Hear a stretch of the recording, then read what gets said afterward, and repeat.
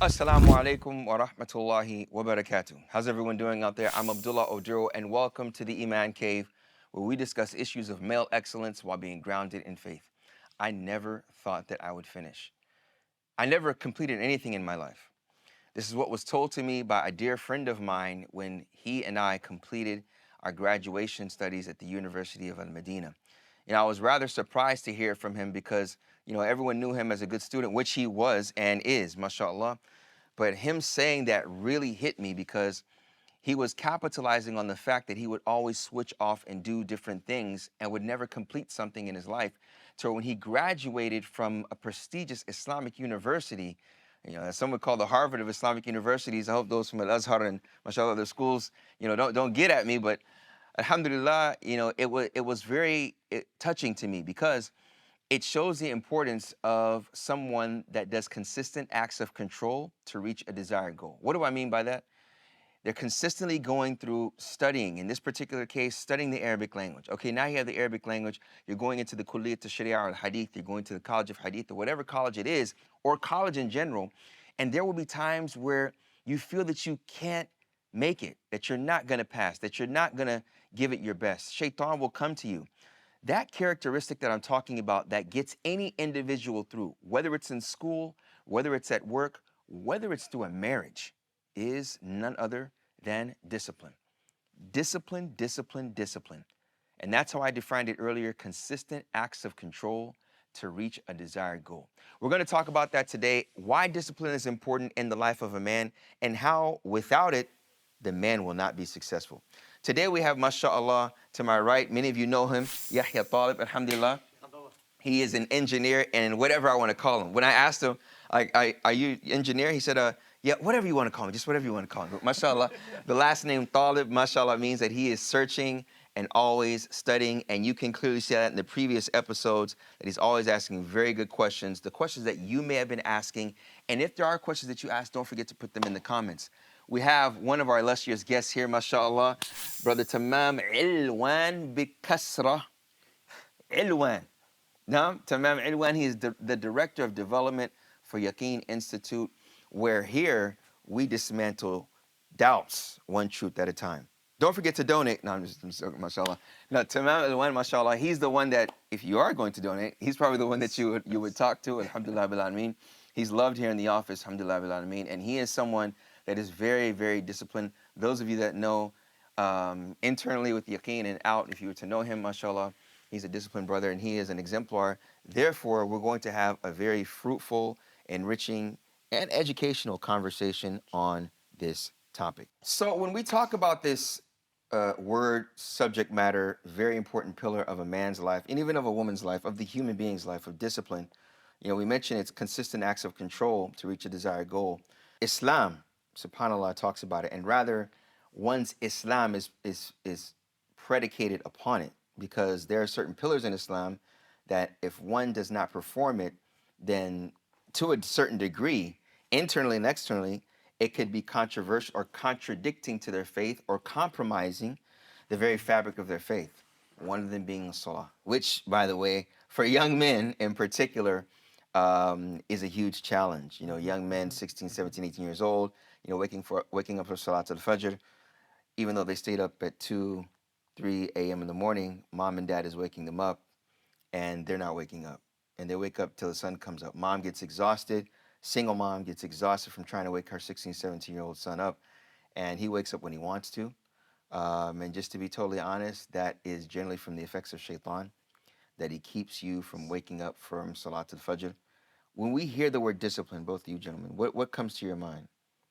Allah gave us Islam as a lifestyle. A lot of people like to compare it to other religions, but it doesn't do Islam justice. Islam in itself is a lifestyle. It's not just praying your five or fasting Ramadan. It's a complete blueprint. Without this blueprint, you have to pretty much figure it out from the start. So a lot of times when I think of discipline, I think of people who don't have it. And I like to say, okay, this is someone who doesn't have discipline, and I try to compare it to someone who does. And the difference is exactly like somebody who's building something off of a blueprint and somebody who doesn't have one trying to figure it out from the start. And a lot of times you see If you don't have that blueprint, you're running into mistakes, problems, and you never sometimes figure it out. And those who are smart enough to figure it out only find out so later on that whoever had it initially, whoever has the blueprint initially, has already surpassed him, years in advance. Fajr, for example, for me personally, that's been key to success. When I wake up and I pray Fajr on time, my day's gonna be good. No matter what comes down, I hit my first prayer, I woke up strong, and subhanAllah, there's barakah in the morning. Right. And all these small things add up. We don't think about them, but that's why there's a blueprint. Right. So when you're given a blueprint, you don't have to think about the details because they've already been thought out for you. And subhanAllah, the Creator, He's the one that's thought out all of this, and He's given you these blueprints. So for me, discipline is the blueprint for this life. The first hadith that comes to mind is إنما العلم بالتعلم وإنما الحلم بالتحلم. That if you have a goal, because you need a goal for discipline, right? Otherwise, you're just going to be moving. You're not going to have something that you're aiming towards. Okay. If your goal is knowledge, then Nabi Sallallahu Alaihi Wasallam says, you have to do ta'allum, this reflexive verb. You have to exert energy, and you have to have focus, and you have to have consistent behavior and action towards it. And if your goal is a behavioral change, like forbearance, like being in control of your anger, for example, then you have to do that as well. And for me, the first story I can think of in my life that demonstrated discipline was when I was younger in the Metro Detroit area. How old were you? I was in elementary school. When it comes to like goals and stuff, you have two major categories. Sometimes it's takhliyah, you're trying to get rid of bad habits, right? And so you want to be disciplined about that. Sometimes it's tahliyah, you want to add something positive. So for me, it's takhliyah. I used to, unfortunately, swear a lot as an elementary school student. I don't know where I learned it from, but I used to swear a lot. Astaghfirullah al-azim. And eventually, when I got to middle school, I was like, I need to get rid of this habit. What happened? What happened when you, did someone, old auntie, say, watch your mouth? Was there something like that? I don't think that's what it was. I think it was a realization that I don't want to continue living my life this way, where my word choices are displeasing to Allah subhanahu wa ta'ala. Okay. I want to fix myself. It was like a character building. I don't remember all the details, but I remember that I had a strong desire in myself that I want to change. What was the first course of action? So I had a non-Muslim teacher, and he was giving us American history as a class. And I remember him talking about Benjamin Franklin. So not a Muslim, one of the founding fathers of this country. And he talked about his habits and how he would use a piece of paper and just write down the positive habits that he wanted to have, and the negative habits he would write it down, and just like have a sort of muhasaba and muraqaba of himself, basically watching himself and taking himself to account. And Ben so, Franklin. Yeah. That was I know, astaghfirullah. That's Binyamin Franklin. to do it. I'm saying that because, again, discipline is not only confined to Muslims and Islam. True. And you can take that from someone that has those good qualities, even though with him there are some bad as human beings. As human beings, and those but we don't take the bad. But recognizing that, subhanallah, there will be people that don't have the faith, don't have the iman, but they still have those disciplinary qualities, and it's because of something that is fitri. It's something that is innate, natural disposition, predisposition that is there. But I love, just to interject when you continue, how you mentioned that hadith, because the Prophet said, إِنَّمَا الْعِلْمُ بِالتَّعَلُّمُ وَإِنَّمَا الْحِلْمُ بِالتَّحَلُّمُ. That you said, verily knowledge comes with study, and verily forbearance comes with practicing it and being forbearing. That verb tafa'al is literally inherently a verb that expresses consistency. When you look in morphology, tafa'ala, it means istimrar ala shay, right? You're continuously doing that. And that hadith is so beautiful, which shows within our religion, even the fabric of the Arabic language expresses and takes into importance consistently doing something to reach somewhere. And that is discipline. Go ahead. So Benjamin Franklin. Yeah. Your Astaghfirullah, it's the truth.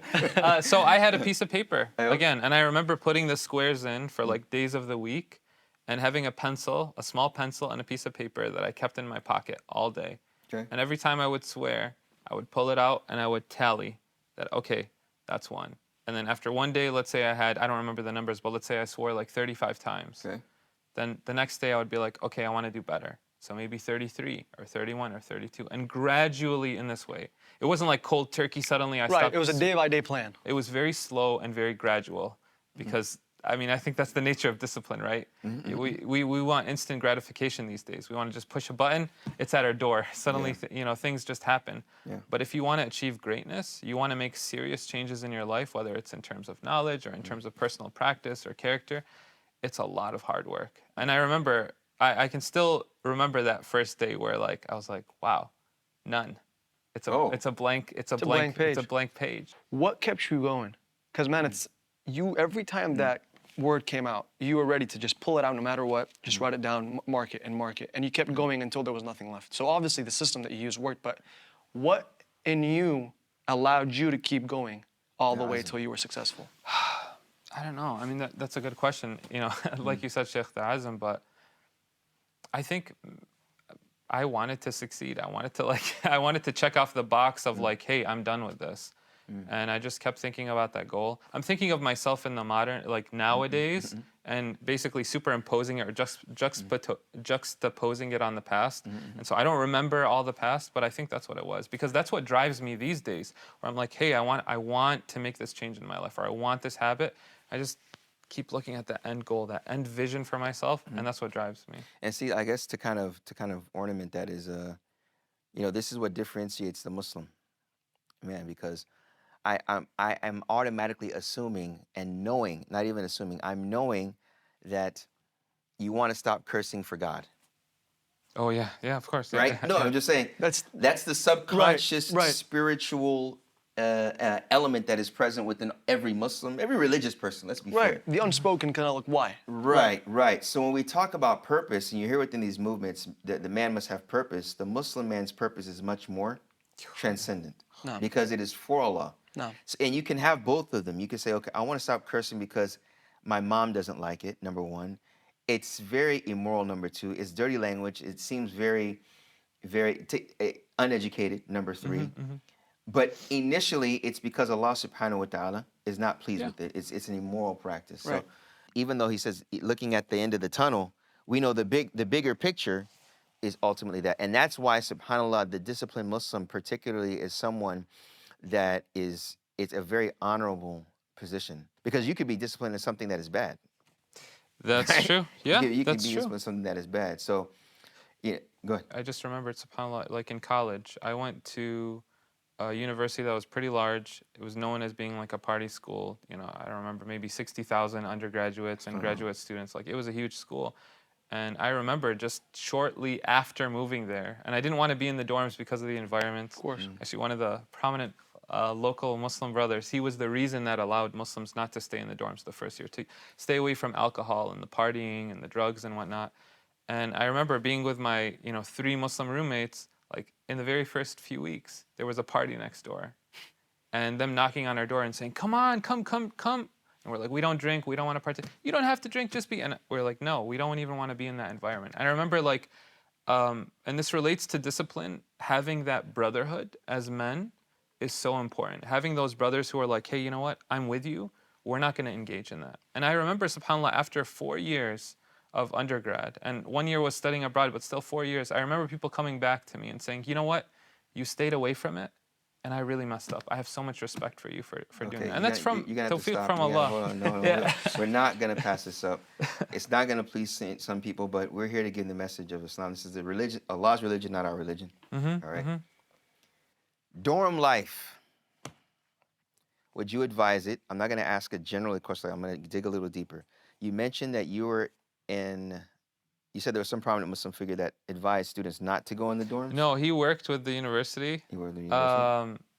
I mean, some schools are mandatory. I think I could say it. No, you don't have to. He basically worked with the university to allow Muslims to not be forced to live in the dorms the first year of undergrad. Because usually my university, my alma mater, they said you have to live because we want you to be engaged in student life and integrated into it. That's what I was going to say. Some schools, it's a required thing for freshmen to be in this environment. May Allah bless the brother, man. May Allah bless him. He's mashallah, rajulu khair. He's a man of so much good. May Allah subhanahu wa ta'ala bless him and reward him. Ameen. And so we were given that dispensation, if you will, to like avoid that and that excuse. And so we went to an apartment complex that was nearby campus. That foundation had to have been there, right? Because that particularly in college, let's just say for those that go to the dorm, that live in the dorm. Me personally, I wouldn't advise it. Like to live in a dorm, it's just too much pressure, man. Yeah. Yeah. I mean, Agreed. testosterone is going through the roof, right? And you're around Muslims and non-Muslims. Let's keep it real, that are not doing moral things. For that is like, okay, Friday night, school's out, let's party. You got friends that are drinking. Okay, no, you don't have to drink. It's all right, man. Just come on, bro. That takes a high level of discipline at that moment, especially if those other Muslim friends would have went. Yes. Agreed. And that's a big thing, by the way. A lot of times it's sahib sahib. You're with, Translate. Oh, yeah, a friend. The friend is who pulls you. Your friends pull you. No matter how strong you are, it's like a stream. Once you get in, no matter how strong you think you can be, that stream is going to pull you eventually. So if you're going to stand against a stream, you have to be careful. Where is that stream going? You gotta have some rock to hold on to keep you from. And even the rocks, if you're in the wrong stream, the rock is going to get smaller and smaller and not be able to protect you anymore. Allahu Akbar. What a great. And that's something my dad told me.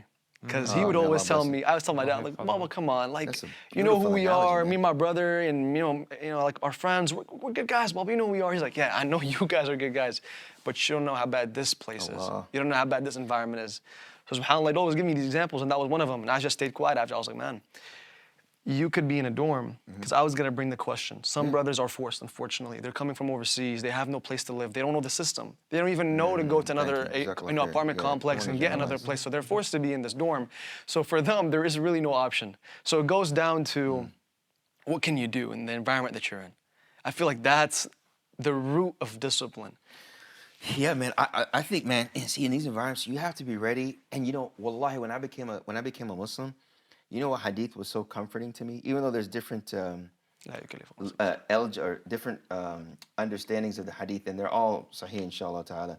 The hadith, tuba lil ghuraba. Oh, no. Yeah, I love that hadith. Right? Glad, or different understandings of what tuba is, excuse me. Yani, glad tidings for the strangers, or tuba can be known as the tree in Jannah. Right. For those that are the ghuraba, that are the strangers. And some would say strangers. When it comes to immorality, your morals seems very strange to people, therefore you're outcasted, or strangers because of your faith, right? Because of your aqidah, because of your purpose, again.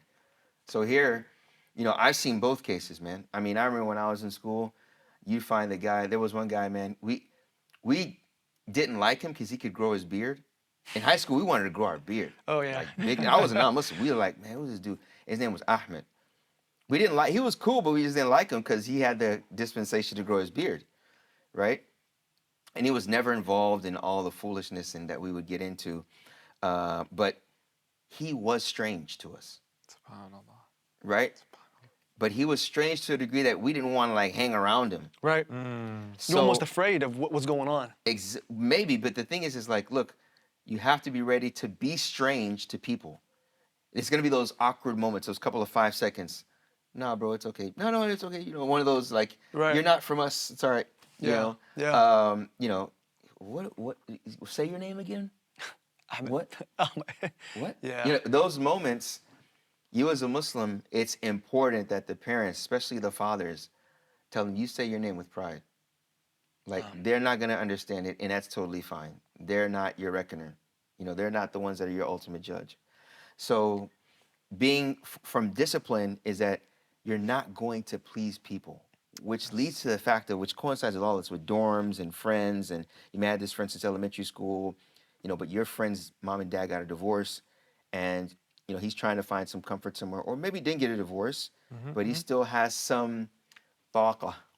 He has some energy that he wants to let out in this way. Yep. He wants to be cool. He wants to be relevant to this particular person or that particular girl. But you are not going that way. So realizing with your discipline, with your power of saying no, you may lose that friend. And that is a huge part of masculinity, bro. That's a huge part of masculinity. You're willing to lose friends for your principles. You know what I mean? That's huge. Like with the dorm life, or with the one that's, the brother that's foreign and barely understands English, and, has to figure it out. He has to figure it out, but because of his solid foundation, he's like, man, they're like, they can go drink the sea. I don't care what they do. Well, he doesn't like me. That's fine. I know as long as I'm doing the right thing, Allah Hasib. No. He knows the name of Allah Al Hasib. He knows it. So what's the trick? How do you make that? How do you let that burst of energy turn from a small, temporary, little burst into a long-term plan that can take you further and help you achieve your goals? So the trick is that there's no trick. I remember I was taking some courses at Stanford University's Graduate School of Business, and Dr. Jeffrey Pfeffer, I like some of his books. He was giving us a class, and he was telling us, he's like, look, I've consulted for, multinational billion-dollar corporations, and every time they have their retreats, they want to go to Hawaii, they want to listen to some music, hear the drums, dress up in different things, put cucumbers on their eyes and whatnot, and they think this is going to like engage productivity. And he's like, and nobody wants to hear what I have to say, but research shows that it's not exciting. How you actually are successful, even these huge companies are, and these are literally the examples he mentioned. He said, taking meeting minutes, writing down action items, in your next meeting, just following up. Did I do this? Did I not do this? He's like, they're simple things. But people don't want to do the daily work. They don't want to put in the grind. And so I think discipline, it's, when you think about it, yeah, you're right. Motivation is that little spark. But discipline is like, It's black and white. I mean, I don't want to work out, but I'm going to do it because today I wrote down that I'm going to work out. And so I'm going to go there. I don't want to go on a walk, but I'm going to do it. Yeah. You know what's even deep, man? It's there's one statement I have. It said motivation. Motivation moves you. Motivation moves you. Discipline proves you. Allah. Yeah. Right. You get started. Like I said, Shawwal. You're moving on. You're going. But discipline is what is consistent over a period of time. And like you said, which is deep. Now I want you to get this. I love like working out, and going to the gym, right? But working out itself can be a distraction. How? Because that at a point can be not as important as an obligation that you have. Yep. So for instance, you go and your friends say, hey man, let's go to the gym, man. I'm motivated. I just saw a video of whatever and I want to go work out. We'll meet at 2 p.m. Right? Asr comes in at 4 p.m. and then you have a meeting at 4:30 with your guidance counselor on Zoom. So 2 p.m. comes around, you work out with your friend, 2 is fine. But then now it's 3:57 and you're still working out with your friend. Now it has become a distraction. Now you're not acting disciplined here. Because when you're disciplined, you'll stop because you have to pray Asr and then you have a meeting, which means you got to stop working out with your friend. You got to go home and take a shower, make salah, because you have a meeting. But instead, I'll delay Asr, and then right when I get home, I'll get on the Zoom, looking all tired and, whatever the case is. So now you're slowly trickling away at the actions of a disciplined person. So something that may even be halal in essence can be a practice of lack of discipline. Yes. And that's where, subhanAllah, it's in this curriculum that I have, it's talking about like the phases of discipline. The first thing is something will cross your path and you'll see it. Do you respond to it? Like we were talking about, we're going to talk about, what is it called? Hell scrolling? What is it called? Doom scrolling. Yeah. Doom scrolling, right? Doom scrolling is where you just scroll down all these Endlessly. Websites, right? Yeah, endlessly. Endlessly, right? And they do that on purpose because, there's thousands of engineers behind the screens that want you to be distracted so you can buy their product or give them your attention. Social media, their number one commodity is your attention, right? That's why these companies, pay these social media outlets to where you can be seen in front of them. So, you'll scroll and you'll look and you'll just lose yourself. Mm-hmm. And that is one of the easiest ways to lead to not having any discipline. So when you do those particular things, it comes in front of you. Do you respond to it? If you respond to it, now you're going into another world and you're leaving off that world of deep work or that which is more of a priority over this. I think that's important as well for a man to realize, okay, discipline, I think the first thing of discipline is azm, determination. Mm-hmm. Right. And in Islam, subhanAllah, the hadith, innamal a'malu bin-niyat. You have to have the intention. The scholars, when they talk about niyyah, there's a book, 2 volumes by Salih Sadlan on niyyah itself. It talks about that there's stages of niyyah, right? That there's then there's azm. Like you just have the inclination that you want to do something. But then azm, you reach to the level of azm, there's like 5 stages. There's a stage of azm, determination. Mm-hmm. That's what we call the 5 prophets, ulul Azm. azm, because they were nothing Yeah. was going to stop them. Why? Because their foundation was with Allah, subhanahu wa ta'ala. And I think that relates to purpose, which you started out with. Yeah. If your purpose is pleasing Allah subhanahu wa ta'ala, then it's going to be manifest in the discipline you have, whether that's cutting off friends who are like taking you away from what pleases Allah subhanahu wa ta'ala, or getting up and like forcing yourself to do that, forcing yourself to stop some things and forcing yourself to start some things. Naam, subhanallah. And that's why, what's that statement of Umar al-Khattab? Hasibu, أنفسكم. أنفسكم. حاسبوا أنفسكم قبل أن تحاسبوا وزنوا أعمالكم قبل أن توزنوا. Hold yourselves accountable before you'll be held accountable. Like what you were doing with the I wish you had those. Did you keep them at all? No. That's a good memoir. It's No, really no, man. يا بني شوف هذه الوفاء. In today's world, with so many distractions, you just can't. And I wanted to bring something to your attention, Sheikh. As a person, as a human, as a man, whatever, you have a little, almost like a storage of how much attention you have throughout the day. And your attention will deplete no matter who you are. Yeah. The most successful will tell you, and the least, everyone has a capacity. No matter how successful you are, you have a capacity.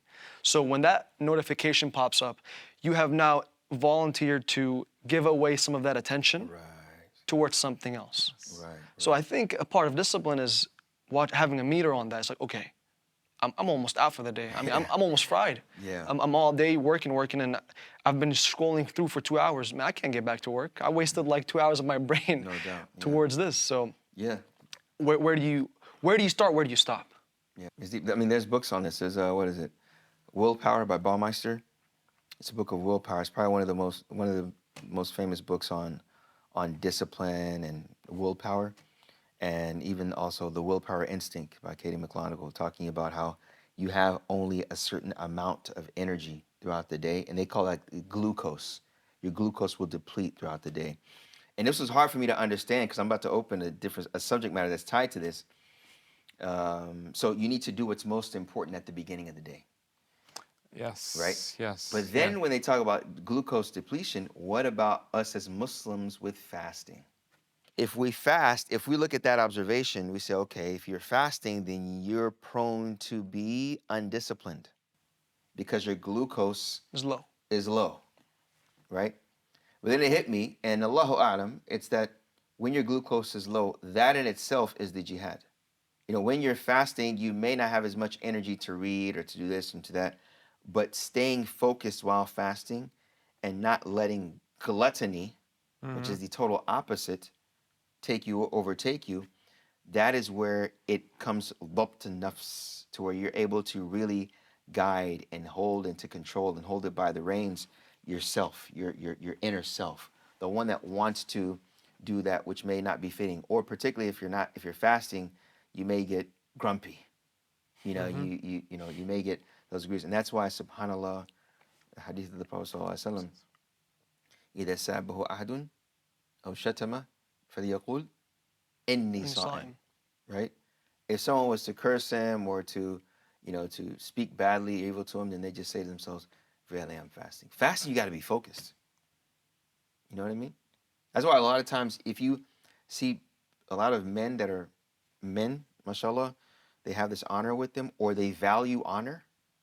When they see a Muslim, They respect him. They respect him because they say he's disciplined. Right? I don't know if you've ever seen that. That they always say like, "Yeah, man, that guy's disciplined." There's been youth that have come to my messages, teenagers. They'll come with their Muslim friends, and I'll ask them, what made you come to Islam? I was because Muhammad, man, he was just real disciplined, He's on it. Yeah, he's on it. Like, we played soccer, and he just stop and go pray, and I was like, "What are you doing, man?" He's like, "I'm praying." Like, "You're praying? So you stop to go pray to God?" And that's discipline. Yep. They respect that because they need order. They need structure.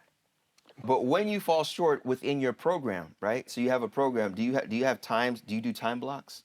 I do time blocks for some things, yeah. Okay. Just briefly explain what time blocks are. Time block is basically, you want to complete something and you say, I'm going to devote 30 minutes. That's what I usually do, 30 minutes. The Pomodoro technique is used. The who? it's like a technique. It's like those apples where you put like a 30-minute timer on. You know those old Yeah, yeah, the apples? little old timers. Yeah, you kind of wind them up and then they ring. And now they have them for phones and whatnot as apps. You basically say, I'm gonna, let's say Quran, Okay. right? Okay. To memorize the Quran takes a lot of discipline. Well, I'm really busy today. Well, can you devote 30 minutes and memorize something? Can you devote 30 minutes and do muraja'a or tamkeen of what you recently memorized or what you memorized in the past? That's time blocking. Now, how much are you going to finish in that 30 minutes? Is it one juz'a in terms of review? Is it half a juz'a because it's like a little bit shaky? It doesn't matter. You say, I'm going to, from this time until this time, I'm going to devote it to that. And once I'm done, I'm done. I mean, just stay where you're at. Stay where you're at. Semicolon. If you don't time block that particular thing, is that proof that it's not that important to you? No. 'Cause I had some people that was like, when I was learning about Google Calendar, and one of my mentors, he was like, if you don't schedule it, it's not important. I don't think so personally, because so I have a friend, mashallah, amazing story, Michigan. He memorized the Quran while in grad school in 7 months. Oh, 7 man. Oh, months. mashallah. From Nas to Baqarah? Yeah, all of it. Okay. And so when I spoke to him, I said, what happened? He said, I fell in love with the Quran. I couldn't stop reading it. He's like, it was to the level where I could barely sleep. He's like, I just kept reading and memorizing and reading and memorizing and reading and memorizing, and just from morning till evening. He didn't time block it. He didn't schedule it. That's a gift. But to be fair, okay, Yeah. it's a gift. But that's, to be fair, that is what people would call obsessed. Not negatively speaking. You know, like the ones that are disciplinarians, he's obsessed. That's a blessing. Someone say it's not, but that's a blessing. He's obsessed with it. That's like another level, right? But like for the beginner or someone that's trying to get into the whole habit of discipline, I don't personally schedule a lot of things that I do throughout the day. That are important. Yeah, that are important to me. But when my day starts, I think of what I'm going to do. Because there has to be a little bit of flexibility or buffer, if you will, in terms of time. Otherwise, what happens is if we're constantly tripping up and, oh, you know, I scheduled it and I missed it. I scheduled it and I missed it. For me personally, what ends up happening is I look at my day and I'm like, wow, I just keep missing things. So you start to, I don't know, for me, it opens up the door for negative self-talk of like, you know, I keep missing things. No. But rather, let's say, for example, exercise. I don't have a particular time that I do it. But I know I have to do it this day. And so sometimes, subhanAllah, it'll be earlier in the morning. Sometimes life happens and it'll be in the afternoon, sometimes before bed. But I know that I have to do it. And with a lot of the challenges that local brothers do here in the area, mashallah, where we challenge each other, either they're related to exercise or Quran or ibadat or different things, we say by midnight. So if you do it earlier in the morning or later in the afternoon, but if you procrastinate until 11:30 p.m., you're not going to finish it. And so I think it depends on personality, and everyone has to find out what works for them. Hey, if putting, you know, these are the 45 minutes I'm going to exercise, that works for you, khayr wa barakah. For some people, if they want that flexibility, that works, but get it done. Right there, okay, that get it done. 11:30, you haven't done your workout. What internally is taking place inside of you to where you're going to get up and go do it? Wow, that's a good question. This happened a few days ago. Talk to us, man. This was on Sunday. It was Eid, subhanAllah. Okay. And subhanAllah, just such a busy day and going to people's houses and celebrations and different things. And then late at night, I was like, I haven't done my workout for today yet. Okay. And I can't explain to you what it was, but something inside of me was like, I'm gonna go. Alhamdulillah, I have it's in my garage, so I don't have to go anywhere, you know. But just getting dressed and walking there, and I was like, I have to do this. And I was like, you know what? These are how many sets I have to do. I had 5 sets of different exercises, and I was like, I'm just gonna knock them off one by one, and on my app, just check it off. Did you like it while you were doing it? No, I didn't. You did not? No. He didn't like it while he was doing it? I didn't like it, but I knew it had to be done. Why did it have to be done? Because my body's an amana. It's not my body, my choice, right? It's Allah subhanahu wa ta'ala. It's Allah subhanahu wa ta'ala who owns our bodies. And he's the one. No, I say it purposefully because we have to get out of that mindset. Pun intended. Okay. We have to get out of that mindset. I agree. That it's my own time, my own money, my own energy that I'm expending. And no, again, if you have purpose, then your purpose is to please Allah subhanahu wa ta'ala, and you're going to invest it in it. At the expense of your desires. Yes. And that is an Islamic concept as well. Like we don't rely on and embellish based on our desires alone. It has to be something that, they could jihad nafs. That's what Jihad jihad al-akbar. nafs is. In terms of goals, I was discussing this with a few brothers in the past week, and we were meeting and discussing our goals. Because again, you have that accountability, The like brotherhood, the brotherhood. So you have a group. It's so important. You have a little cave. I'm in several different groups actually So you with go to different different goals. caves. Okay. Yeah, alhamdulillah, I highly recommend that. When we started, we were, I think, all saying "Rabbi shrah li sadri wa yassir li amri wahlul 'uqdatan min lisani yafqahu qawli." The beginning of Surah Taha, where Musa alayhi salam, he's talking about Allah subhanahu wa ta'ala making it easy for him to speak to the tyrant Fir'aun. But as we know, he says, وَاجْعَلْ لِي وَزِيرًا مِّنْ أَهْلِي هَارُونَ أَخِي أُشْدُدْ بِهِ أَزْرِي. Augment my strength through him. Like, make me stronger through him. And so he recognized that, alayhi salam, and it's something that we have to recognize as well. It doesn't mean you make excuses of like, oh, I don't have that positive group. Create that positive group in your life. Go search out for those brothers and tell them, hey, I want to start going to the masjid for Fajr, and I'm struggling with it. So let's have that phone tree. We used to do that when we were younger, right? Call each other. You need a ride? Have someone pick you up.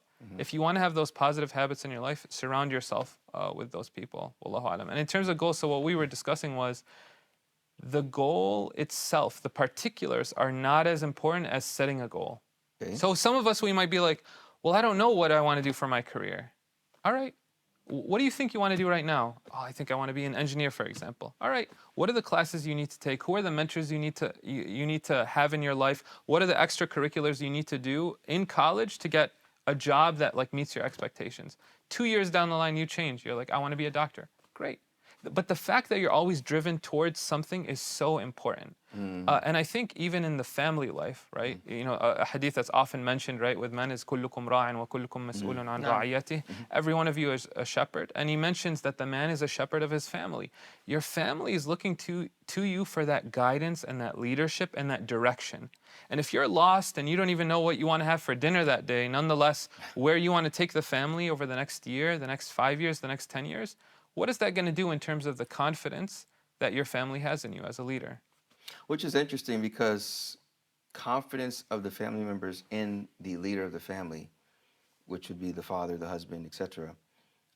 If it wasn't a habit that was practiced from before he got married, right? So what you're saying is that, even at a young age, college, and even before that, just make it a habit to write down something that you want to reach. A goal, like you said, even though you don't know the particulars of how to get there, at least write down the destination, right? Absolutely. It's get in the habit of doing that. It's not. It's not a fun. It's not a switch that we can just suddenly turn on. So my son, he's 7, mashallah. MashaAllah. And from maybe when he was 5 or 6, I talked to him about marriage. I talked to him being a father, being a leader, being a husband, and what it takes. And it's not every single day, but it has to be a direction we're already heading towards, and then marriage is simply a milestone where we can continue that trajectory that we were heading in. But as you said, if it's not there before, it's not suddenly going to happen. So it's beautiful because you already introduced to him as a young boy that marriage is part of manhood. Nice. That's beautiful. Yeah. I have younger brothers who come to me, either they're in high school or in college, and they want to get married. And in their own lives, I ask them about the discipline that they have. Do you have an expense sheet? Just a simple budget where you're managing, what's coming in, what's coming out. Do you have any work experience? Even a part-time job, something. And I think that's very important for us to convey to, those of us who might be in high school or might be in college, that if you want to lead a family, then start by leading yourself. If you're not disciplined yourself and you're not managing your life, you're not well put together, whether it's just in terms of appearance, you're taking care of yourself, right? Because that takes discipline, that takes consistency. Or in your affairs, like just a few examples. If you are double booking yourself, right? I'm going to hang out with you this time, I'm going to hang out with you that time, and then the time comes and you're like, uh-oh. Conflict. There's a conflict right now. Well, you're not managing your schedule. How are you going to manage the schedule for your whole family? Right. If you promise things and you don't uphold your promises, you say, hey, I'm going to pay you back $10 for this, group order or for going out, and then you don't do that, then how are you going to have trust from other people that you do what you say and you say what you do? So again, all of these, as you said, it's not a sudden, thing that happens that you become a man, but rather it's a gradient and it's a flow and it's a natural and slow progression. It's a process. With that, I want to end with, if we can all just extract one benefit from salah and how salah has discipline within it. Because as you were talking, I was just thinking of something, subhanAllah. I guess I'll give the first one. It's kind of two things. You know, when Allah subhanahu wa ta'ala says in the Quran, وَأْمُرْ أَهْلَكَ بِالصَّلَاةِ وَاصْطَبِرْ عَلَيْهَا, al-ayah. You know, it says, order your family to pray and have perseverance over it. But in the Arabic language, the morphology is what says wastabir. So he adds the alif and the ta, right? Which they say in Arabic, ziyad al-mabna to do ziyad al-ma'na. You add more letters to the morphologic roots, it has more of a meaning. So here, it's not sabr, but it's wastabir, which means perseverance over a long period of time, which will have some encounters that will try to take you away from it.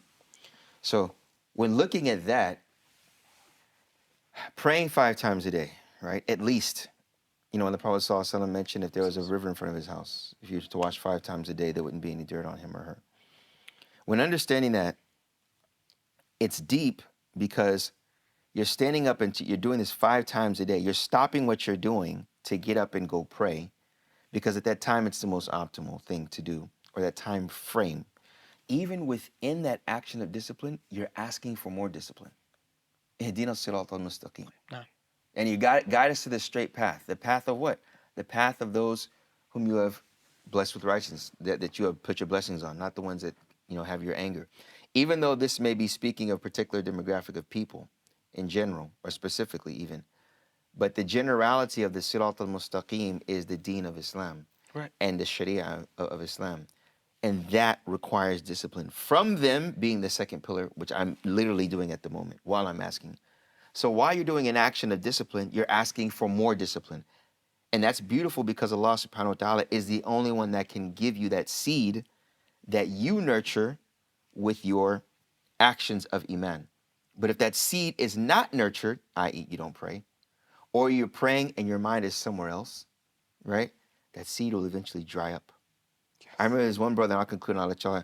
There's one brother, he was interviewing a sister to get married. She was interviewing him. They're interviewing each other. Mm-hmm. The sister, first question the sister asked, the brother was nervous, man. The brother was, I was sitting there in the house. And then they're like, do you have any other questions? I think it was her dad. Her dad was sitting, he's like, do you have any questions?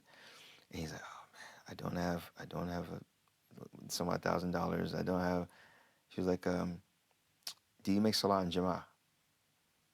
And the brother was like, yes, I make salah in Jama'ah. But that being a very important factor for her was huge for him because it made him think that, yeah, man, salat in Jama'ah, if I don't ever make it, that can dry up the seed. Mm. And you know, Islam gives you so many opportunities to be better. No. You pray by yourself, you pray, you receive reward, right? The khushu' within the prayer, you receive reward. Salat al-Jama'ah, khayr min salat al-fadhi bi 25 or 27 daraja. No. That praying in the congregation is better than praying alone by 25 or 27 more for men, you know, in the mosque. I think you covered all the main points in terms of salah. I'll just home in on one of them, which is what you said in terms of khushu' fi salah. That, okay, part of discipline is a mental and a spiritual discipline that is one of the matters of the heart, and that's staying like focused. If during our salah we're struggling with that, and we all struggle with that, right? Every single Muslim, like no one has 100% khushu' or can say that their salah is perfect. But like when you take out that time and you're like, all right, this is the time for salah, think of what are those things you can do to kind of optimize that, lessen the distractions, have that focus, turn off all notifications, put your phone on airplane mode or just keep it away from you, and then try to just take time for the salah. Try to think of the different things in the salah. After the salah, try to spend a little bit of time doing dhikr, you know, that the Nabi Sallallahu Alaihi Wasallam taught us. No. Have that time of reflection, and when you come back to whatever you were doing, whatever you left, as you said, whatever you cut off, you're going to be more refreshed, and Allah subhanahu wa ta'ala is going to put barakah in it. And so, and extrapolate that to other things that we do in our lives. When we speak with our friends and our family members, are we fully present with them? Or are we distracted? No. You know, again. And the Prophet ﷺ even mentioned that when he would speak to someone, he would face them. Sallallahu Alaihi Wasallam. He gave their full attention. You know, subhanAllah, sallallahu alaihi wasallam. Yeah. Salah in itself can either be something that you lose all these hasanat on and gain sayyat, or it can be the tool towards discipline. Salah in itself, if it's done properly, and I think Sayyidina Muhammad said a hadith, إِذَا عَمِلَ أَحَدُكُمْ عَمَّا يَتْقِنُهُ. So if you do something, do it right. If salah is done properly, you have all the safety nets in the world. And I think that's what Islam does to someone who practices it. That's the lifestyle. SubhanAllah, it creates a safety net. So even if we do make a mistake, we are trying so hard to stay on the straight path and the right path that if we fall off, we're just one lane off, maybe 2 lanes. But when you forget about salah and you're completely off of it, you are so far off this road, you're off-roading. And then you continue to do more, and eventually you're going to hit something, you're not going to be able to get back on the road. So I think people need to realize, and this helps me a lot, when you understand the reason behind something, it's a lot easier to do.